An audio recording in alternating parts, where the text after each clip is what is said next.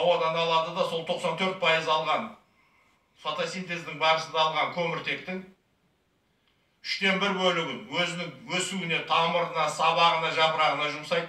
Қалған екінші 1/3 бөлігін жемісінің өсуіне жұмсайды да, үшінші 1/3 бөлігін үлкен дәретке тамыр арқылы жіберген кезде, яғни оған тамырының айналасында ризосфера кардия дейді, сол жерде микроорганизмдердің болғаны абзал.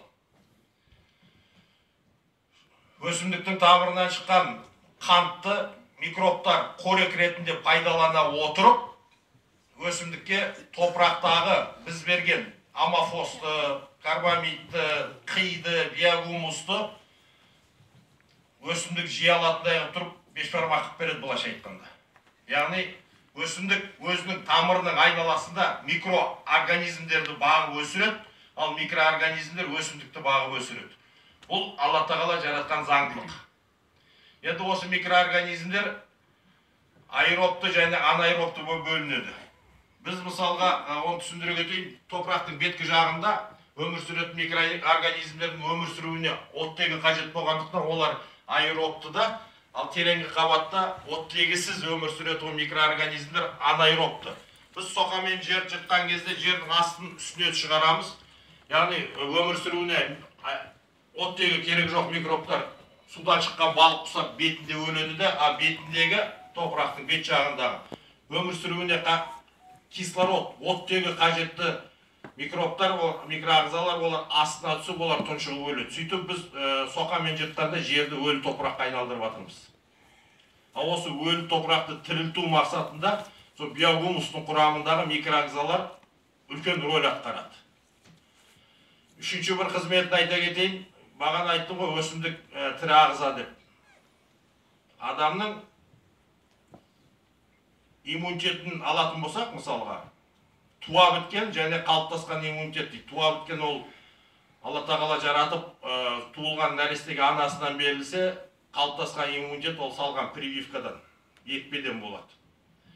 Өсімдікте де дәл сондай болады. Өсімдіктің де туа біткен қалыптасқан иммунитеті бар. Туа біткен ол Алла тағала өсімді жаратқаннан болса, биогумус соның қалыптасқан иммунитетін күшейтеді. Өсімдікті көп адам онша мән бермейміз. Мысалға, адамда екі тамыр бар да, вена, артерия дейді. Қан тамырларда. Өсімдіктерде екі-ақ тамыр бар, бірақ олар флоема, ксилема деп аталады. Бұны сіздерге айтып отқаным, сіздер мол өнім алу үшін өсімдіктің құрылысын бәрін жақсы білулеріңіз керек. Сіздер өсімдікті түсіну керек, өсімдікпен егістік алқапта сөйлесу керек, өсімдіктің жағдайын жасау керек. Ал оның бәрін істеу үшін өсімдіктің тірі екенін білулеріңіз керек. Көп адам егіп қойса өздігінен бола беретіндей көреді. Мен сондықтан да осын қысқаша айтып кетіп жатырмын. Яғни осы өсімдіктің иммунитетін биогумус қатты көтереді. Иммунитеті мықты болған өсімдік ауырмайды. Ауырмағандықтан мол өнім береді. Тағы бір айта кететінім, енді уақыт қысқа болғаннан кейін мен қысқа тоқталып жатырып, топырақты соқамен жыртып, дискілеп, чизілдеп, өңдей берген сайын, ол диірменнің тасының арасына түскен бидай құсап, топырақ ұн болып кетеді. Көктемде егіс еккеннен кейін жаңбыр жауған кезде бет қат-қалақ болып, мақтамыз шығамай, басқа да егіндеріміз тесіп шығамай жатады. Неге? Ол топырақтың құрылымы жоқ, структурасы жоқ. Ал биогумус салатын болсақ, биогумус топырақтың құрылымын, структурасын қалпына келтіреді. Топырақтың құрылымын қалпына келтіретін заттардың бірі жоңышқаның тамырынан бөлінген жаңағыдай выделениясы үлкен дәрет. Ол клейлейді. Одан кейін биогумус топырақтың ұн болып кеткен несін клейлеп, құрылымын жақсартып, структурасын жақсартады. Және де арбускулярий микориза деген саңырауқұлақ бар. Микоризообразующий грибы дейді, орысша айтқанда. Соларда гломалин бөлу арқылы топырақты түйіршіктеп структуралайды. Структурасы жақсы, құрылымы жақсы топырақ жауған жаңбырды сіңіріп, жердің бетімен ағып кетпейді. Тереңге запас қор ретінде жинайды да, кейін өсімдік өскен кезде соны алып отырады. Ал егер структурасы жоқ топырақтар, өздеріңіз білесіздер, көріп жүрсіздер, су қарған кезде көпсиді, кепкен кезде бетон болып қатады да қақайырып жарып кетеді. Структурасы жоқ топырақтарға жауған қардың да, жаңбырдың да су сіңбейді, бетімен ағады. Бетімен аққаннан кейін ол не істейді? ол топырақтың құнарын шайып кетеді. Сіздер білесіздер ма? Мысалға 1 сантиметр топырақ пайда болу үшін Сібірдің, Россияның, Украинаның қара топырақты жаңбырлы жерінде 100 жылдан 300 жыл кетеді. Ал біздің оңтүстіктің құрғақшылық жағдайында 1 сантиметр топырақ 1000 жылда пайда болады. Ал енді топырақтың беті соқамен жырттық, ашып тастадық, ол желге де, жаңбырға да орнат. Жел тұрған кезде құмды дауыл көтерілген соншалықты күннің көзін көрмей жүре алмай қаламыз. Сол кезде ойласаңыздар, 1 сантиметр топырақ 1000 жылда пайда болатын болса, құмды дауылдың кезінде неше 1000 жылдық топырақтың құнары ауаға ұшып кетіп отыр. Соның барлығын қалпына келтіруде осы биогумус таптырмайтұғын жұмыс атқарады. Және де айтып кеттім, Алла тағала микробтарды жаратқанда вообще жалпы 18 000 ғаламды тепе-тең қылып жаратқан таразының басындай. Табақ таразын білесіздер ғой, мына зат салсаң, мына тас қояды деп тең болып тұратын. Бізге көрсетеді, телевизордан әртүрлі севгір, болмаса басқа да нелерді жарнамалау үшін микробтарды құбыжық қылып қойып. Жоқ, ондай емес. Микроб ауру туғызса, микроб оны емдейді. Мысалға, пенициллиум глаукум микробынан кәдімгі пенициллин алынады. Сол сияқты өсімдіктің тамырының қарасан деген ауру бар, бәріңіз білетін шығарсыздар, тамыршірік. Сол қарасанды микроб туғызады. Вертициллиум, фузариум деген микробтар қарасанға ауыртады. Бірақ триходерма, болмаса бациллус субтилиус деген микробтар қарасанды емдейді. Көрдіңіздер ме мұны? Бір ауру, микробтар ауру туғызса тамырдың, екінші микробтар емдейді. Ал енді топырақтың микробиотасында биогумус бергеннен кейін микроорганизм көп болатын болса, тамырдың айналасында бағана айттым ғой. Үлкен дәрет шығару арқылы ол микробтарды бағады деп. Мысалға, тамырдың айналасын микробтар қоршап тұрса, ризосферасында, олар ауру туғызатын микробты кіргізбейді. Яғни, 5-ші қызметі ол өсімдікті фитопатогендердің шабуылынан қорғау. Ауру туғызушы микробтардан қорғау. Осы негізгі биогумустың қызметі. Біз кешегі күнге дейін қиды қоқысқа тастадық, қала берсек оны өртедік. Өртеген кезде қаншама көмірқышқыл газы ауаға ұшып, ауада қазір көмірқышқыл газы жер планетасында көбейіп кетіп, жаһандық жылыну болды. 2015 жылы Францияда декларация қабылданған, карбон декларациясы. Соған сәйкес 2023 жылдан бастап жер асты қазба байлықтарында көміртек өндіруші мемлекеттер, яғни көмір, газ, мұнай алушы мемлекеттер салық төлейді, карбон салығын. Ал егерде сол мемлекеттер сол ауаға ұшқан көмірқышқыл газын топыраққа қайта сіңіре алса, онда карбон сертификаты арқылы салықтан құтылады. Яғни бұл жерде біз қоршаған ортаны ластаудан сақтаймыз, үйіліп атқан қилардың құрамындағы заттардың барлығы жуылып жер асты суларға кетпейді. Келешек ұрпаққа таза, экологиялық таза аймақ қалдырамыз. Өндірген өніміміз экологиялық таза болады. Экологиялық таза, биологиялық таза өнімді пайдаланған, тұтынған халықтың да, келешек ұрпақтың да дені сау болады.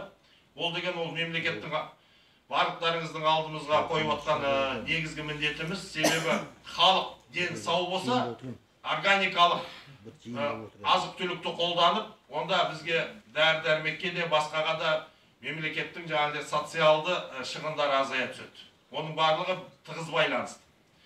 Және де бабаларымыз бізге құнарлы топырақ қалдырған. Бізде бабаларымыз сияқты елімізге келешек ұрпаққа құнарлы топырақ қалдыруымыз керекпіз. Олай етпеген жағдайда осы ескі дәстүрмен кете берсек, тағы 40-50 жылда біздің жеріміз Сахараға айналары ол хақ шығар. Өздеріңіз көріп те жассыздар ғой міне. Мынау Бардынгүрді қарайтын болсаңдар, мен сол Бардынгүрде әкем комбайн айдағанда мен қосып комбайнер болғам. 80-ші жылдары. Правда газетіне де шыққанбыз. Мақтанып айтып жатқан жоқ, негізі сенбеген адамдар патшықпысын көрсін деп айтып жатырмыз. Сол кезде қырда шымның қалыңдығы мынандай болады. Қазір шым жоқ, жел тұрғанда топырақ суырады.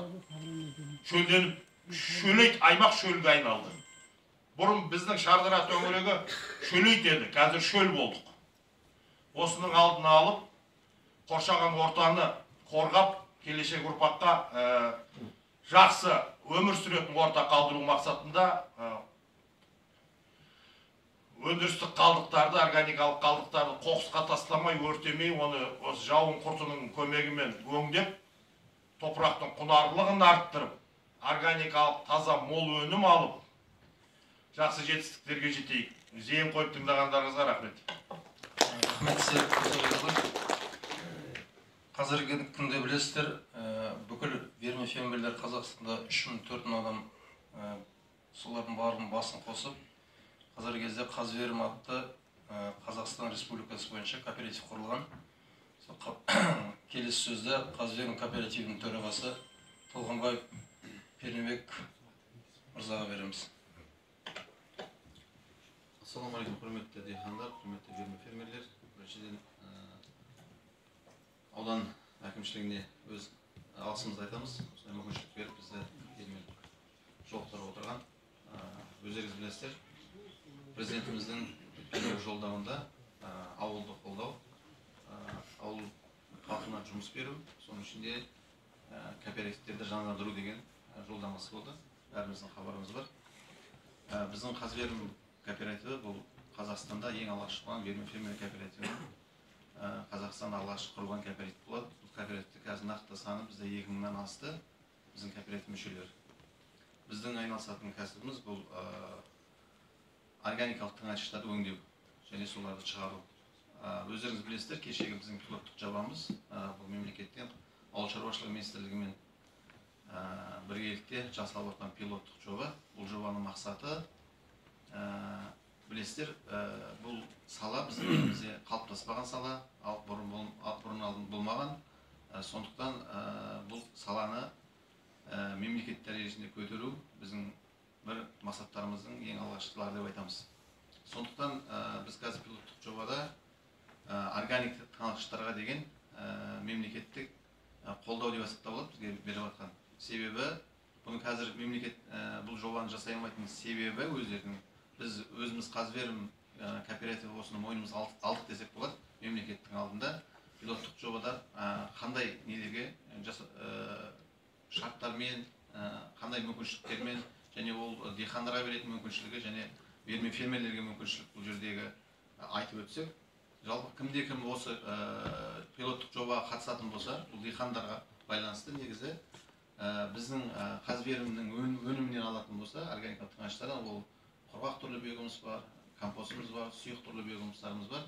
Осыларға әрбір диқан ең төменгі 150 000 теңгелік өнімді ала отырып, осы пилоттық жобаға қатыса алады. Және де осы өнімді биыл алған диқандар келесі жылы 2024 жылы органикалық тыңайтқыштарға деген субсидияға ілінеді. Сондықтан біздің мақсатымыз осы пилоттық жобаны елге, диқандарға, жалпы халыққа жеткізу мақсатында біз кеше Алматы, Жетісу облысында, одан кейін кеше Төле би ауданында, бүгін мен Шардарада отырмыз. Жалпы Қазақстан бойынша осы пилоттық жобаны қолға алу басталды. Сондықтан сіздерге осы жобаның шетін түсіндіруге және фермерлеріміз бен өздеріңіз аудандарыңызда міне қанша фермерлер бар. Енді аудан әкімшіліктері білетін шығар, ауылшылықтары. Сондықтан біз өз фермерлерімізбен бірге жұмыс істесіп, бір жағынан бұл фермерлерге біріншіден өз өнімін өткізуге, екіншіден диқандарға да бұның пайдасы өте жоғары. Өйткені өз жерін құнарландыра отырып, өз жерлерін және органикалық өнімдерге деген болашақта біз өтуіміз керек өнімдерге, тек қана бізге өнім шығарып қою емес, сол өнімімізден және де өнім алып ары қарай соны өзіміздің ішкі өнімімізге немесе сыртқа экспортқа жасауға мүмкіншілік туындайды. Білесіздер, дүниежүзіндегі үлкен проблемалардың қазір осы азық-түлік мәселесі болып жатқан.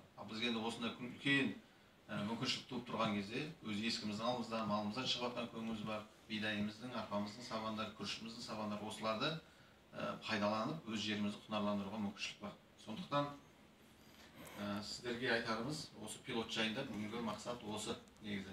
Бұл тек қана қандай да бір диқан алатын болса, біз диқанға өзіміздің жаңағы сертификатымыз бар. Сол сертификат арқылы ол кісілер осы ішінде қандай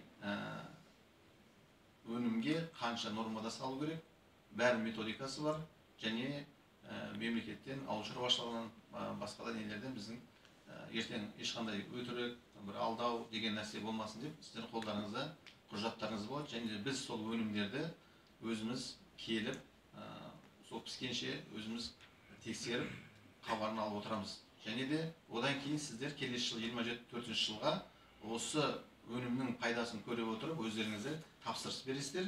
Мысалы үшін біреу 100 тонна беруі мүмкін, біреу 10 тонна беруі, соны біз мемлекетке көрсетеміз. Міне Қазақстан бойынша 100 мың тонна беуіміз керек келесі жылғы субсидияға деп. Сосын мемлекет оны қарап, бізге 24 жылға субсидия беруге өздерінің елерін жасайды. Сондықтан бұл диқандарға ойлаймын қолайлы мүмкіншілік, білесіздер, субсидияға кіру деген сөз. Тем более бізде органикалық тыңайтқыштарға жоқ, білесіздер, минералдық химиялық тыңайтқыштарға миллиардтаған ақшалар бөлінетін өздеріңіз білесіздер. Ал енді бұны өзіміздің халқымызды, өзіміздің негізі осы Шардарадағы бар өнімді Шардараға сату, Шардараның диқандарына пайдалану. Оны ана жақтан алып келу немесе бұл жақтан Шардараның басқа алып кету емес, өзім әр ауылымыздан бастасақ дұрысырақ болатын еді деп ойлаймыз.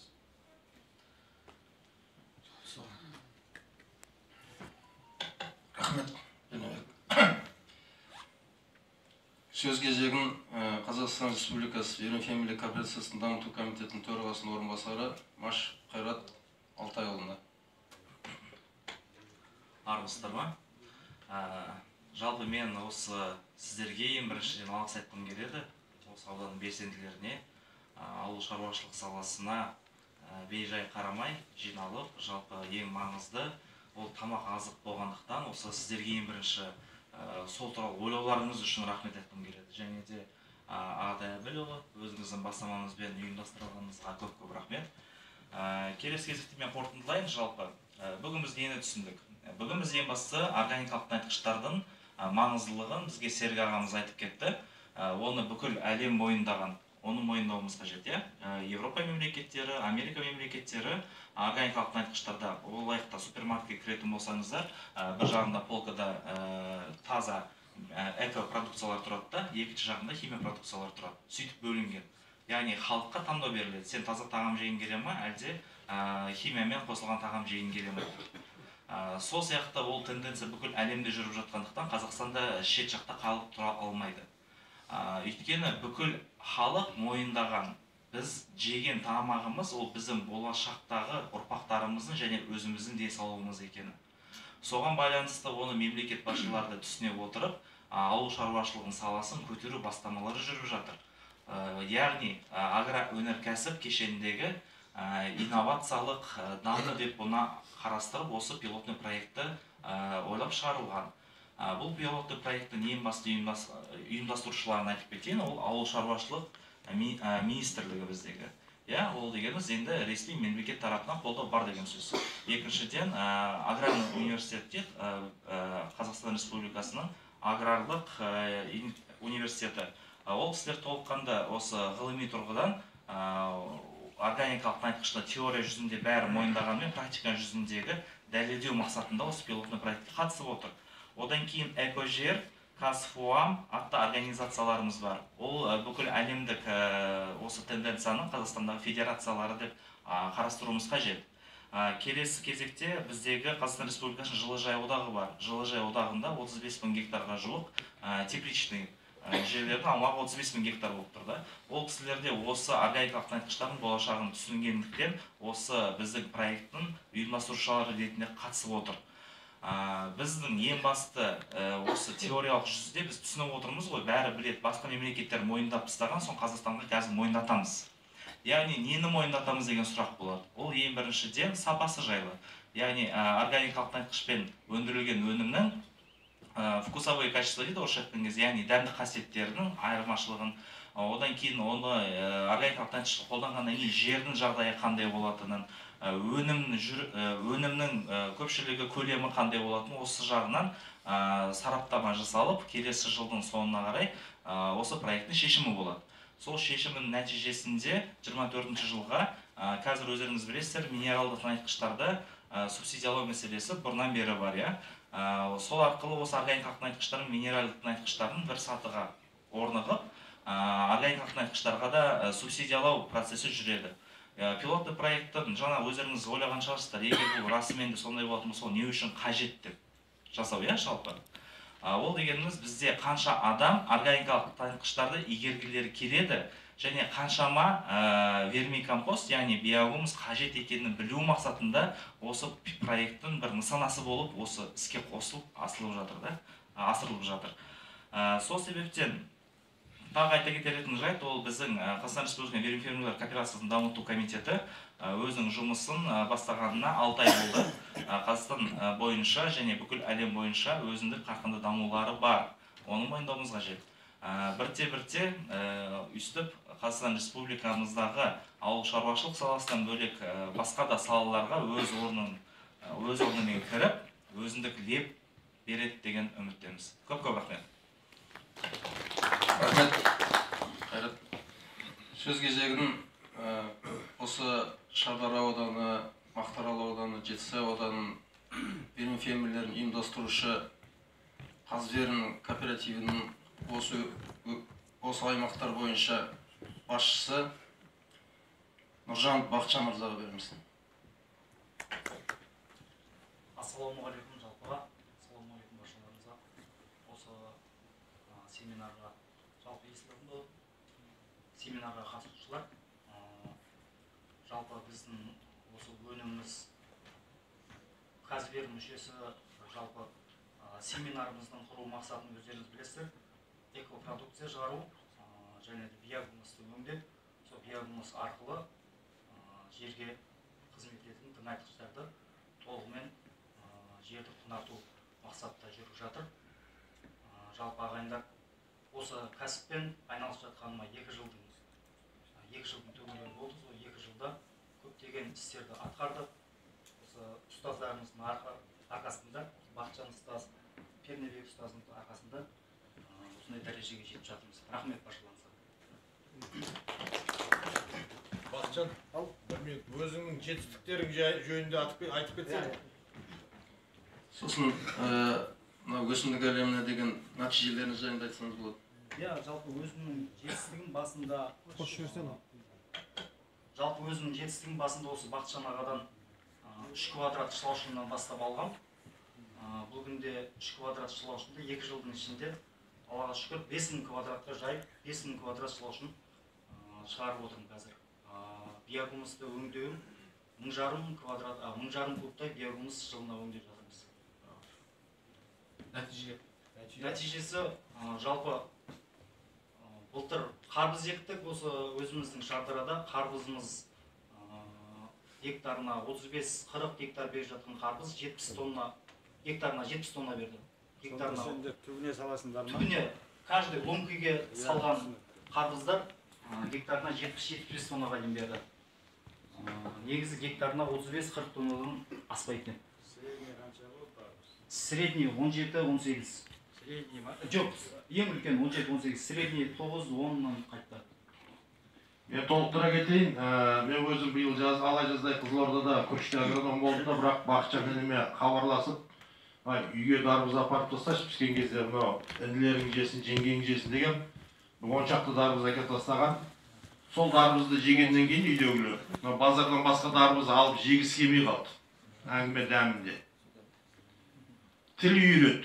Себебі таза органикалық қарбыз баяғы мынау балалық кездегі, СССР-дің кездегі жаушықұмның дарбызындай дарбыз болды. Ешқандай да бұлай артық нитраты жоқ, өкпе болып қалмаған, кәдімгі ерінің жабысып қалады ананың тәттілігіне. Сапалы, органикалық тамаша дарбыз болды. Мен соны айтпақшымын. Себебі ол химиясыз, табиғи таза өнім еді. Одан кейін оған сыйлықтар берудің керегі жоқ шығар. Құрметті мәжіліске қатысушылар, мынау биогумустың тиімділігінің пайдасы жөнінде кеңінен сіздерге мағлұмат берді. Енді бүгінгі осы жиынға келіп отқан осы биогумусты өндірудің жолдарын, қолдану тәсілдерін бәрін жетік меңгерген осы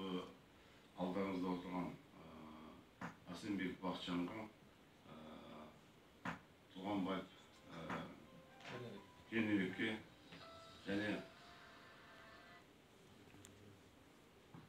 қоятын сұрақтарыңыз болса, тұрып, аты жөндеріңізді айтып, сұрақтарыңызды қойсаңыздар, өте қосымша беретін мәліметтеріңіз бар.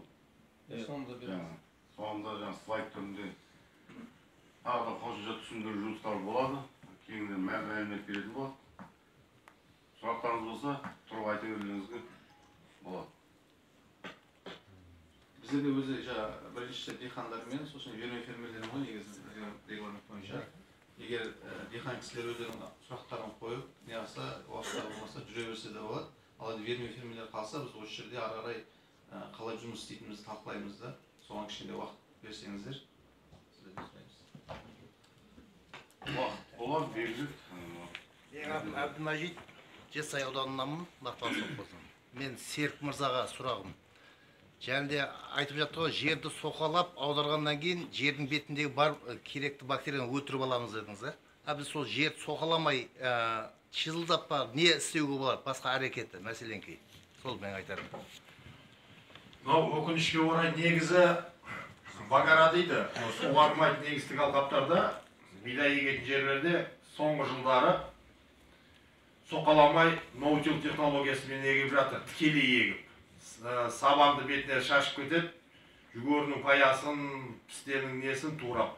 Үстінен арнайы сеялка, әрбір сашнегі 350 килограмм салмақпен басқан кезде анан турап өтіп, тұқым себетін із қалдырып кетеді. Ал суғармалы жерге келгенде біз өкінішке орай олай жасай алмаймыз, себебі сыр бойы, Мырзашөл өңірі, Мақтаарал, Шардара, ары қарай Арыс, Түркістанның жері, сырдың жағасы, ол сорланған топырақтар. Біз сор шаюымыз керек болады.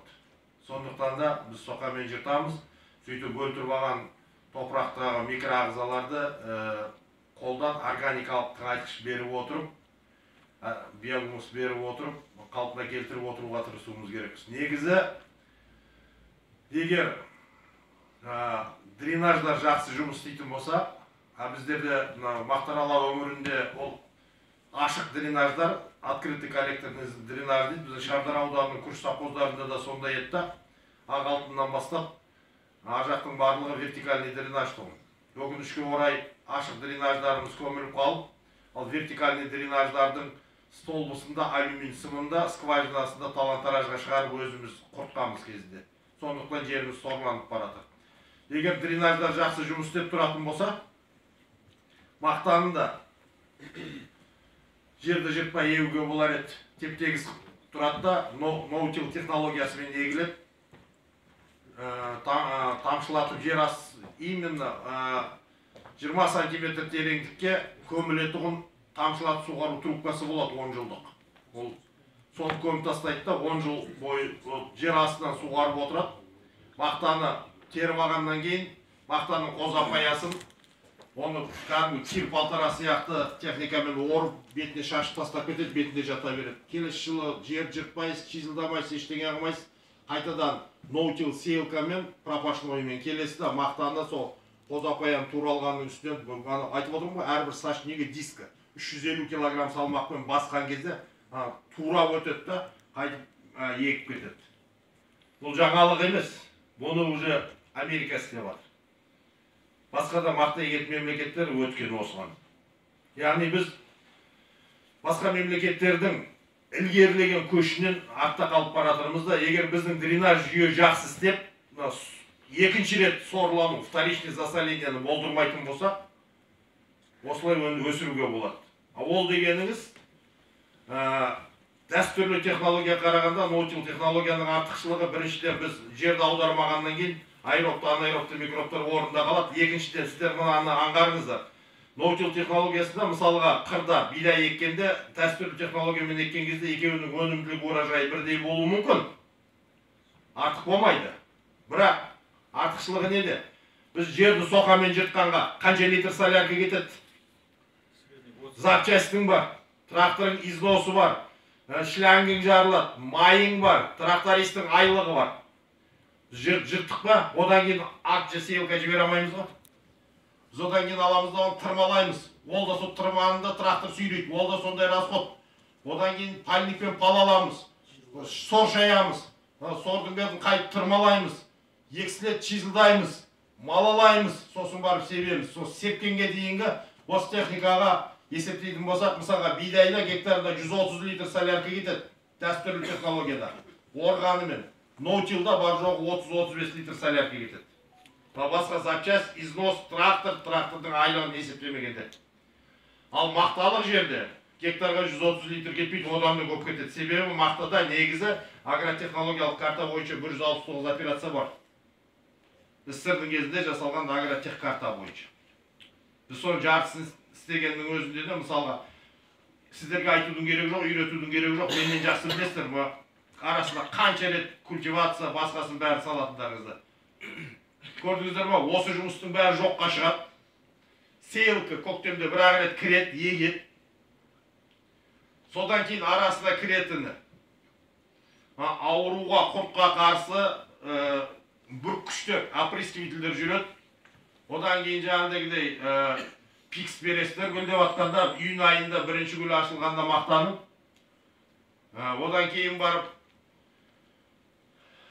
дефолянт бересіздер, жаңағыдегі хлорат па, авгурон ба, басқа түрі сөйтесіздер да, одан кейін John Deere компания саппеп жібересіздер болды. Осы болу үшін топырақты сорландырмайтұғын дренажды жүйе жақсы жұмыс істеу керек болды. Негізі Мақтааралдағы Мақта ғылыми зерттеу институты өзінің егістік алқабында осы технологияны біздің Қазақстанның өңіріне әкеліп, адаптация жасап, жетілдіріп, негізі ұсынса болар еді. Ноутил технология бойынша мақта өсіруді. Осыны аудан әкімшілігінің басшылары арқылы ауыл шаруашылық министрлігіне және де Мақта ғылыми зерттеу институтының басшылығына өтінішімді жолдағым келіп отыр. Рахмет. Сұрақтарыңыз бар ма? Мен жетсәден келгем, атым Серікбай. Мен 6 гектар жерім бар да, өзім биогумс өндірем. Соны пилоттық жобаға қатыссам болады, өзім жеріме. Мен негізі жинап отырмын. Азырақ биогумсты да кооперативке тапсырмақшымын. Соны өзім жеріме мысалы сатып алым керек па, жоқ кооператив атынан алым керек па? Қатысым деп. Бұл жобаға қатысу тек қана Қазверім кооперативінен өнім алынған диқандарға ғана байланысты. Ол сіз вермен фермер болсаңыз да, болмасаңыз да, неше жоқ. Кооператив болу керексіз да? Жоқ, Қазверімнен алыну керек. Яғни, алынған өнім жоқ. Сіздің өніміңізді сатамыз ғой біз негізі. Қазір мүшесі ғой бұл. Қазір мүшесі. Я өзімнің өнімін өз сату. Жоқ, шылаушыны бар өнім. Биогумсты. Біз сіздің биогумысыңызды алып, диқандарға немесе өзіңізге қайта сатамыз. Тек Қазверім арқылы сатамыз. Сатып алым керек қой. Иә. Мен толықтыра кетейін. Сіздер мынаны түсініңіздер. Ол субсидия деген мысалға мемлекеттен бөлінген қаржы.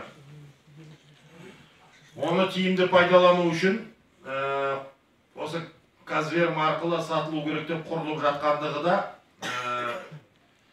сол үшін жасалып отыр. Себебі олай жасалмаса, біріншіден биогумус деп кәдімгі қиды да басқаны да тығыз жіберіп, бюджеттен бөлінген субсидияның ақшасы талан-таражға түсіп кетуі мүмкін.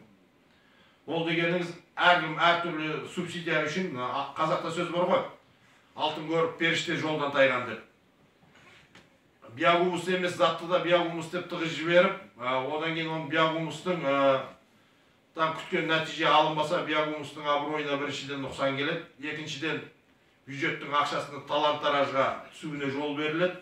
Кім көрінген, мен қи берді деп өзіне өзі жазып ала берсе. Бұл құжатпен істелу керек, себебі мемлекеттің бюджеттің ақшасы есептеулі.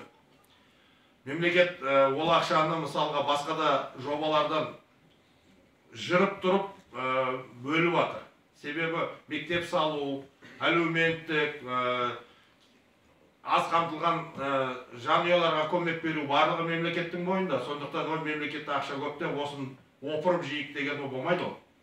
сол болдырмау үшін де, әрі тәртіп болу үшін де, әрі заңды есеп қысабымен жүру үшін де осы кооператив арқылы болады деп отыр. Мен сізге түсіндіре алдым ба, бауырым? Басқа сұрақтарыңыз бар ма? Құрметті мәжіліске қатысушылар, диқандар. Олай болатын болса, мынау жиынымызды осымен қорытындыласақ, бүгін өздеріңізбен арнайы келіп, осы шылаушан арқылы биогумус өндірудің тәсілдерін, жолдарын, тәртібін, оның кейбірде пайдалы жақтарын, және де алдағы уақытта мемлекеттен көрсетілетін осы биогумус өнімін қолданған жағдайда субсидиялау мәселесі қазір күн тәртібіне қойылған жөнінде сіздерге құнды мәлімет берді деп ойлаймыз. Және де бұл жаңа бұл кісілер айтып отыр, осы жиыннан кейін осы өнімге байланысты тағы да қосымша өндірушілер бар. Толық тағы да жиынымыз өзіміз жалғастырамыз деп отыр. Сондықтан құрметті Асылбек Бақытжан Мырзанұлы, Толғанбай Пернебек Оразұлы және осы кооперацияның кеңесшілері сіздерге үлкен алғысымызды айтамыз. Арнайы келіп Шардара ауданына, Шардара, Жетісай, Мырзакен, Мақтаарал ауданының әзіршілері диқандар отыр. Соларға осындай кеңінен мәлімет бергендеріңізге жұмыстарыңызға сәттілік тілейміз. Алдағы уақытта бізде де бұл жұмыс бізде былтырдан бері жақсы жолға қойылып жатыр. Кеңінен бақша өнімізбен үнемі жолығып тұрамыз. Мүшелерін көбейтіп жатыр. Және де осы әр ауылда осындай кеңестер өткізсек пе, жиындар өткізсек пе деген жоспарымыз бар. Құдай қаласа бұл жұмысты толық бір жүйелі түрде жасаймыз деген жаңағы өзіміздің ауданның жоспары бар. Сондықтан сіздерге үлкен рахмет. Олай болатын болса осымен негізгі жиын аяқталды деп хабарлаймыз сіздерге. Ары қарап жалғастыратынымызды тағы да қосымша мәлімет аламын деген жаңа диқандар болатын болса қалып ары қарап жалғастыруға толық мүмкіндік бар. Жақсы, рахмет.